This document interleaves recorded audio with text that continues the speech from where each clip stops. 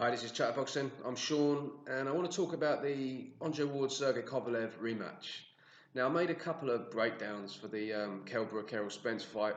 I did one about the mentalities, and then another one for the styles. I'm going to do the same thing here. First, because it will probably take up quite a lot of time, otherwise, and also because I think that the mentalities going into this is quite an interesting topic. There are quite a few things to discuss, quite a few people have talked about it, so I want to give my take on how I see it. Let me start with Andre Ward because I think there's probably a few less things to talk about than Sergey Kovalev. Andre Ward's going into this fight, I believe, knowing that this is going to be a very, very tough fight. He knows what he's up against. That was the toughest fight of his career, and he knows it was very, very close. Now, Andre Ward is someone who's used to fighting at a very high level. He's fought against some very good opponents in the past, and he's always been very dominant. Even at the top level, he's made it, quite easy, really. I mean, most people say that the best win of his career is like Carl Froch. I mean, he won that fight easily. I mean, I know the judges said that the judges had it a lot closer than I did in that fight. Um, quite a few of these fights, we're used to seeing him win easily. So against Sergey Kovalev, now some people think he won, some people think he lost. Me personally, I think that Sergey Kovalev won. I think he won quite clearly, to be honest with you. By clearly, I don't mean that it was easy or that it was just sort of like one-sided or that it wasn't competitive, it wasn't a hard fight. I mean that there was a definite winner, in my opinion. I think he won more rounds. I think he did the better work. And I don't see it as it could have gone either way kind of fight. Personally, I don't. Obviously, some people disagree with that, but you know, whichever way you look at it, this was a very, very tough fight for Andre Ward. And at the end of the fight, looking at his face before the decision was announced, he looked well. He was either like he thought he lost, or he didn't think he won, or there was definitely an element of doubt in his mind. He didn't look like confident that he knew he'd won. He knew that at the very least there was some serious doubt going into the final result. Since then, I've seen him interviewed a few times. I saw him interviewed after that when he was in England on IFL TV, and he was talking about it. And to be honest, he was kind of talking a lot, and he was giving lots of explanation, lots of sort of justifications, and to me personally, it sounded like too much. It sounded like he was really over justifying it and trying to explain it and talking almost sort of philosophically. And a lot of the stuff he said kind of sort of sounded quite good, but I didn't really think that they stood up to scrutiny. Me personally, I think that he sounded like he was definitely like making too much of an effort to try to convince the listeners, but really almost as if he was trying to convince himself that he won the fight. I definitely don't think that he feels confident that he did win the fight. That's in the past, though. You know what I mean? That's done. We are where we are now. I don't know whether he'll feel like more confident because of that. Whether he feels that because he did. I mean, the second half of the fight was close, in my opinion. The first half of the fight, Kovalev won quite clearly. The second half was close.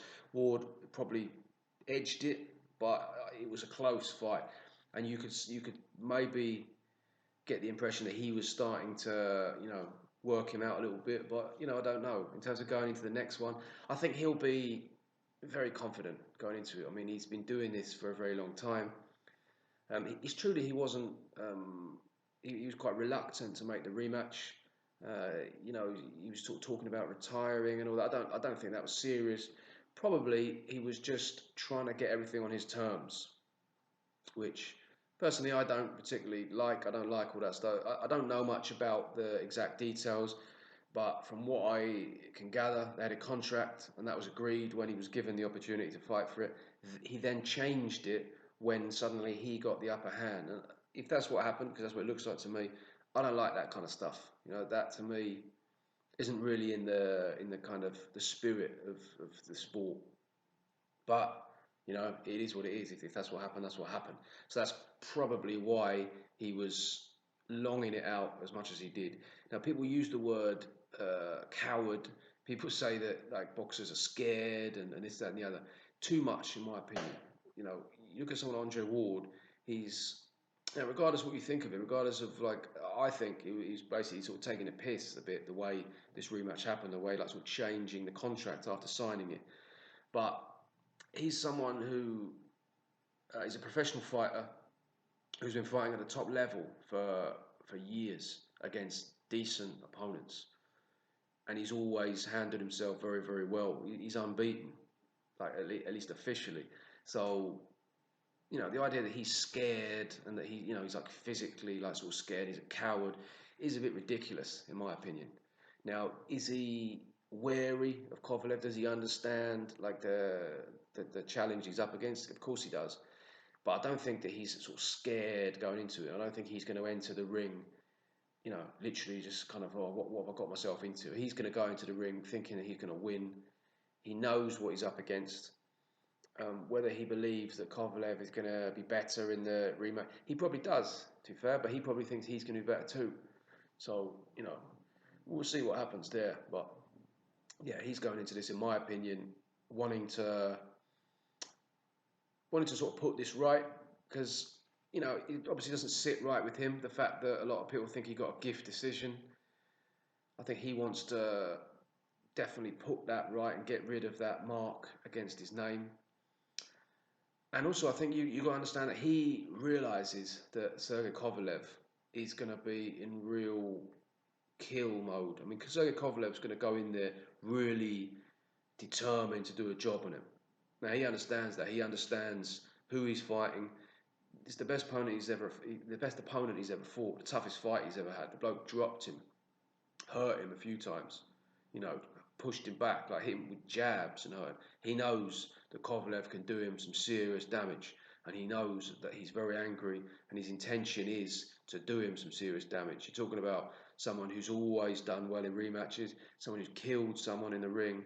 So Andre Ward is going to go in there mentally prepared for a serious onslaught, and I expect him to be very, very sharp, very alert, and willing to really dig deep in this fight. Now, whether he'll be able to or not, I don't know. Because obviously, we'll go into that more in the other breakdowns. But I think mentally, he's going to be prepared for whatever, and he knows what's coming. And I think he'll definitely be ready for that. All right, Sergey Kovalev. First obvious place to start is with this John David Jackson situation. Now, this is a bit odd. Now, I don't know exactly what happened. Now, according to Team Ward, he approached them. According to John David Jackson, they approached him. I don't know. I mean, they've both got good reason to lie, haven't they? So who knows? But I did see the interview with Radar Rahim, where he sort of said, "Oh well, if they'd met my offer or something like that," and Radar Rahim kind of gave a little look to the camera as if like, that doesn't sound too good, mate. So whether or not whether it was sort of Team Ward trying to unsettle them, he at least responded to it in a way that you wouldn't really like to see if you were Team Kovalev. So there's definitely disarray in that camp, which is not a good thing, is it? I mean, that's not good at all. I mean, Kovalev and John David Jackson, I saw in the first fight where Kovalev was like sort of telling him basically, "Shut up, mate." He's talking quite disrespectfully.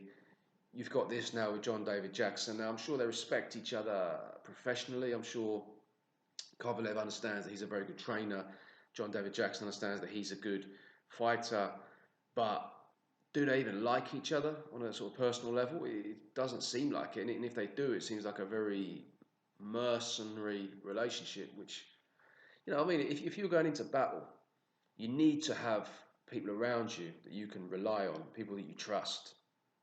I mean, you can't go in there thinking, I don't really know what to expect from this bloke. Does he have my best interests at heart?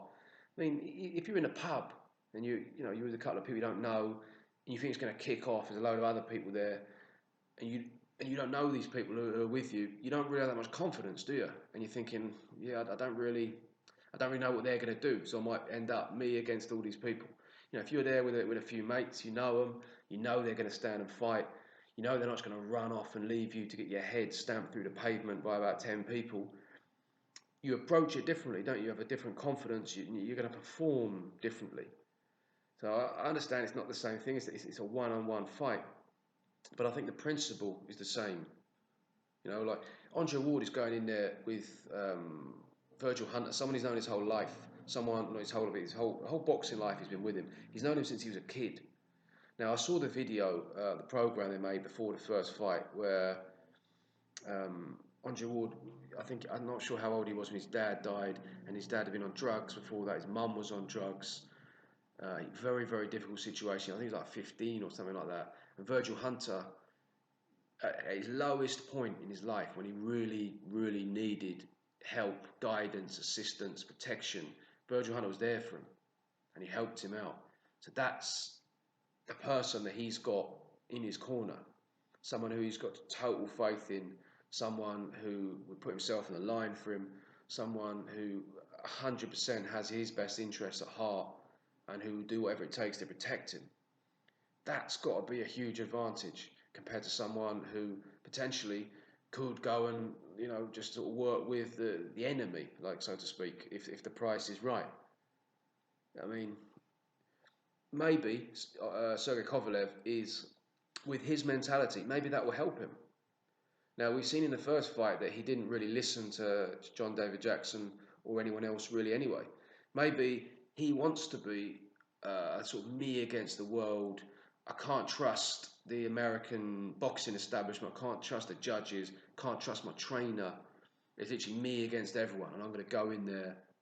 I know what I've got to do, and maybe that will work to his favour. I don't know, but for me personally, I think it's quite a disadvantage having quite a big advantage for Andre Ward to have Virgil Hunter there when he's got someone who is obviously some kind of turmoil for whatever reason.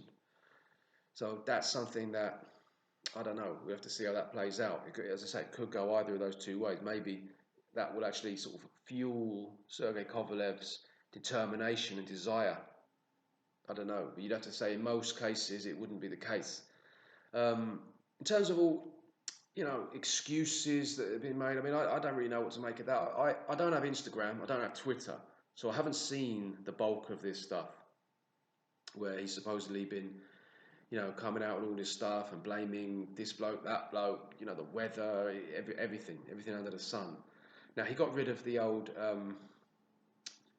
strength and conditioning coach who'd been working for him for 2 fights. I'm not sure if it was new for those, but he said he was doing like 14-mile runs, like four rounds of sparring. Now, that's a bit strange. I don't really know what's going on. I don't know why he suddenly changed his training regime to do that. But, saying that he overtrained, it does sound like an excuse, but at the same time, it could be true. So if it's something that he thinks is a problem, he's replaced him with someone else, then I don't know. I mean, people are different, aren't they? I mean, you could look at that and think, yeah, he's basically like looking for excuses. He's looking for people to blame. I mean, that's basically what losers do. Do you know what I mean? You just sort of think, oh, well, it's his fault, it's his fault. No, it's not me. I've done it. It's got to be someone else's fault. So conventional wisdom, tells us that is basically the behaviour of a loser, to be blaming other people for their mistakes. But in this case, I do feel that he won the fight. So in terms of like making excuses, I don't really look too much into that. In terms of like changing around his team, well, he seems to have quite a lot of disarray around him. Like this coach, he's been replaced with someone else. He's got, coming in now from Russia. Maybe it's like linguistic, maybe it's the style that he's used to. John David Jackson going to work with, possibly with Andre Ward. I mean, the whole thing is a bit up in the air. It's a bit difficult really to predict. You'd have to say, looking at it, as I say, with conventional wisdom, would suggest that it's a big disadvantage to Kovalev. But I've got a feeling that he's going in there just tunnel vision. He's got his idea of what he wants to do. Obviously, he needs like some training, like people to assist him with it. But I think in terms of his mentality, he's just going in there trusting himself. He's been in there with Andre Ward as well before. You understand? It's not like Normally you'd be needing someone to look at tape and really analyze the style. He's done 12 rounds with him, so that's something as well that we need to consider. He's got a better idea of what he needs to do than normal, going into a fight. So I think he's going to be 100% confident as well. He thinks he's really going to go in there and do a serious job. And Andre, he doesn't. I mean, the way he talks is a bit over the top. I think he definitely does respect Andre Ward a lot more than he gives on. He might be bitter about the result. He might not like him. He might have contempt for him in terms of the way he does business and stuff like that. But I think he knows that in the ring, that was a tough fight. Even though I think he did clearly win the fight, it was tough and it was competitive. Andre Ward is obviously elusive. He's physically strong and tough. He's got a will to win, which is, I always, when it comes down to it, that's a massive factor. When you've got two fighters at this level, the toughest thing to overcome is that will. Now, Andre Ward, you can say what you like about him, about wanting everything in his favour, seemingly being quite reluctant to make the fight in the first place, the rematch in the first place. But when it comes down to it, when push comes to shove, he's got a massive pair of bollocks in the ring. He's proven that, and Kovalev knows that. So he knows what he's up against as well. So although he can try and say, oh, he hits like a girl and he's this and that, he knows that he's in for a serious fight. So yeah, I think he believes that he's gonna go in there and knock Ward out, but I don't think by any means he thinks it's gonna be easy. So yeah, I think that's pretty much everything for now that I can remember to do with the mentality about this. I'm gonna make a video when I can, next couple of days, talking about the styles. But yeah, let me know what you think in the comment section about what I've said, if you can think of anything else, and thank you very much for watching.